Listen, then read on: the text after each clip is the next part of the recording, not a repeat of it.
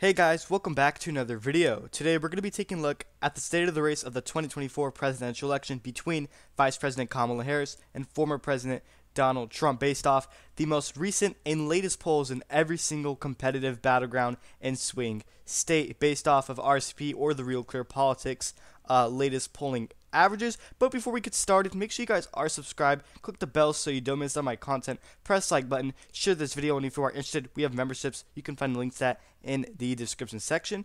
Now back to the topic of today's video. I'll be filling out the map based off of the latest polls on every single state, starting off with Ohio, every single battleground state, starting off with Ohio.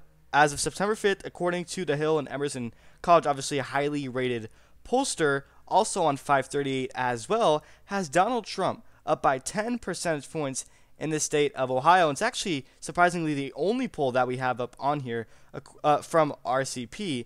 And he's polling at 53% to Vice President Kamala Harris's 43%. This is a huge lead, a double-digit lead in the state of Ohio. It's not going to be competitive this time around, mainly because obviously you have that home state advantage from the VP. Obviously, J.D. Vance is literally the senator of this state. It's not going to be competitive, so that's going to be a solid red margin. Actually, no, it's going to be likely, for Donald Trump in the state of Ohio. And now, as for the next battleground state, according to the latest poll from RCP, is going to be New Mexico, in which, as of right now, Kamala Harris is holding a double-digit lead, just like Donald Trump is in the state of Ohio, by a margin of 10 percentage points. And this does factor in the third-party candidates, including Kennedy, which I would not say is realistic because obviously he's out of the race as of right now. I don't think he's going to get 3%, so I wouldn't really trust this. It's coming from the Albuquerque Journal. That's the pollster here. But still, regardless, the latest poll from New Mexico in this multi race with all the third-party candidates included has Kamala Harris up by 10%. That's a likely margin.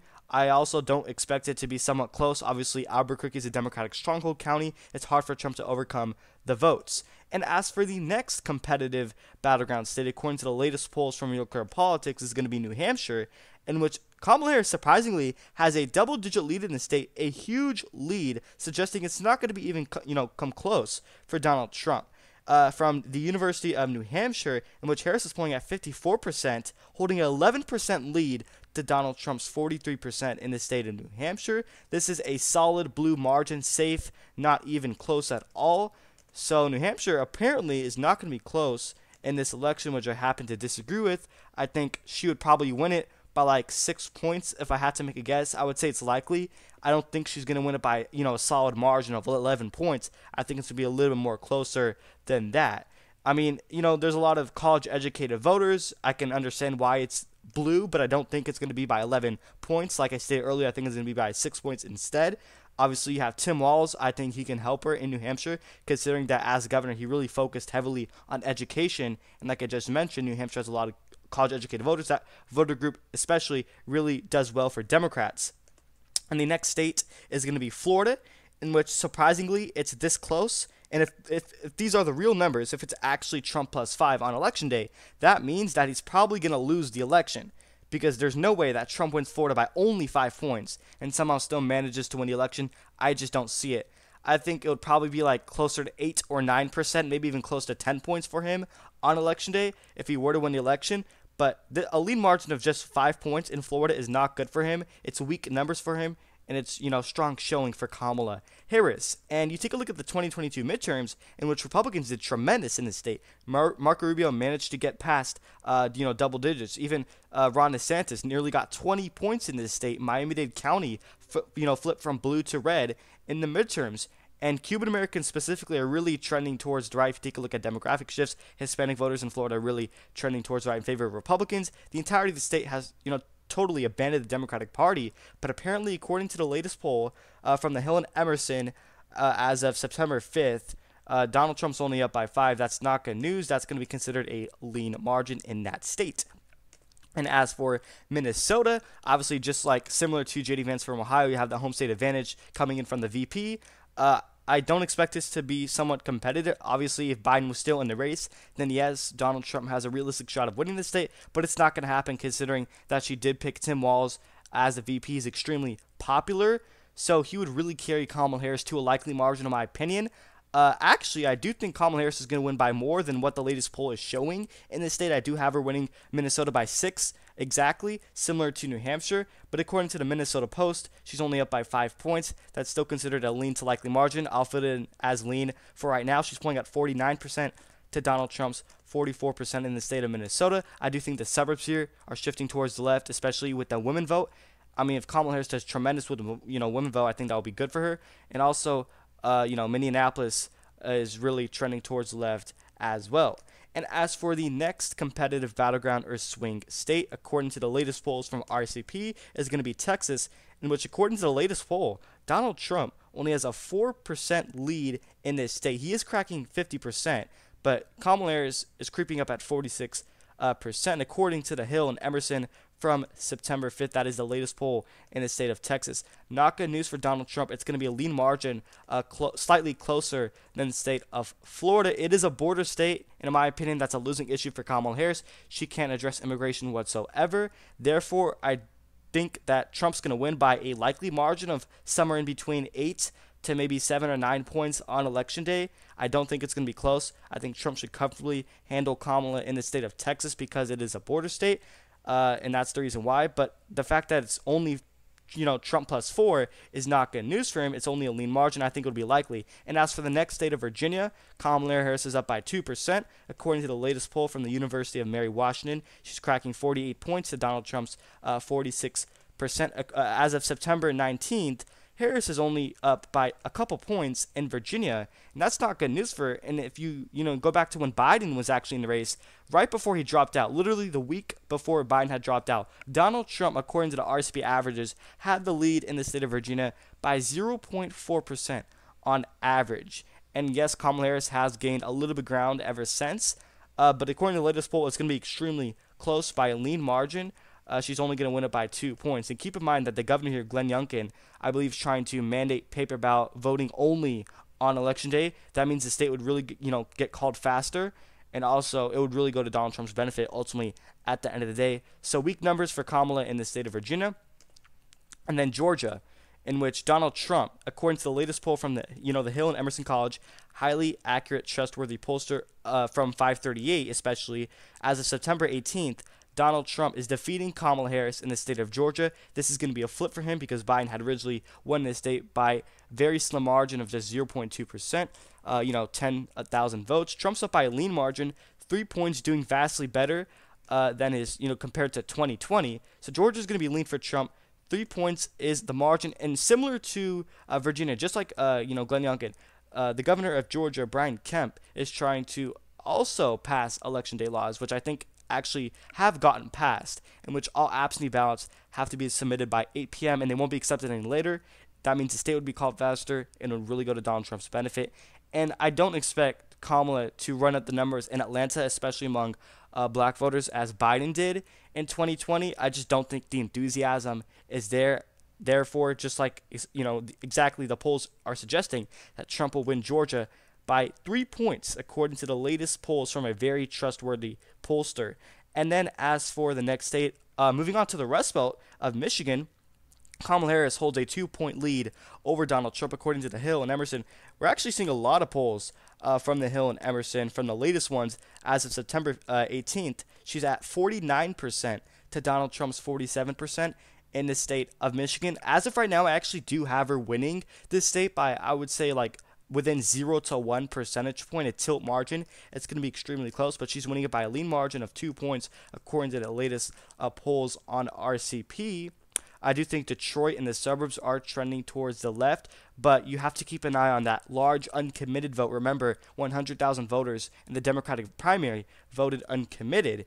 And, it goes to show you that maybe she doesn't have the enthusiasm as Biden did in 2020. And keep in mind that Kamala Harris, it is a fact that Harris is polling worse than not only Joe Biden, but also Hillary Clinton. It is true, Clinton was polling better than Kamala Harris, and she still lost. So maybe this time Trump actually wins by way more than he did originally in 2016.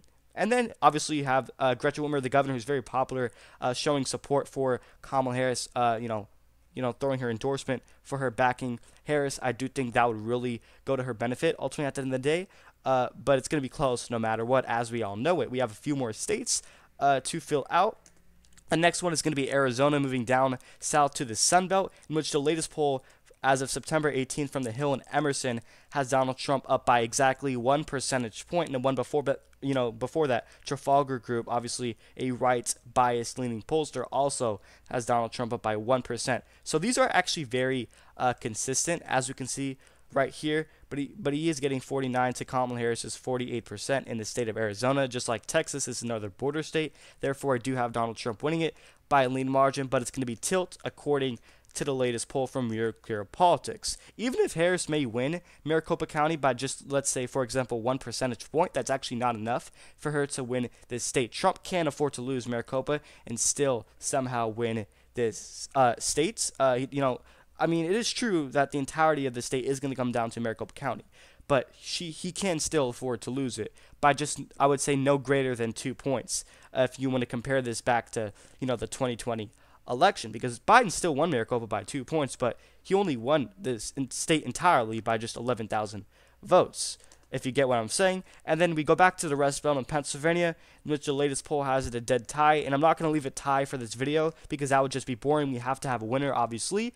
So we're just going to go back to the previous poll, the one before that, according to The Hill and Emerson, in which Donald Trump has a lead of 1 percentage point in the state of Pennsylvania. Now, surprisingly or shockingly, he's actually doing better in Pennsylvania than he is in Wisconsin, which you take a look at recent elections passed in 2020, 2016, and the Obama era as well. Wisconsin actually usually votes to the right of Pennsylvania, but according to the polls, that's going to be the exact opposite. So I'm not really sure if that's going to be quite accurate or not.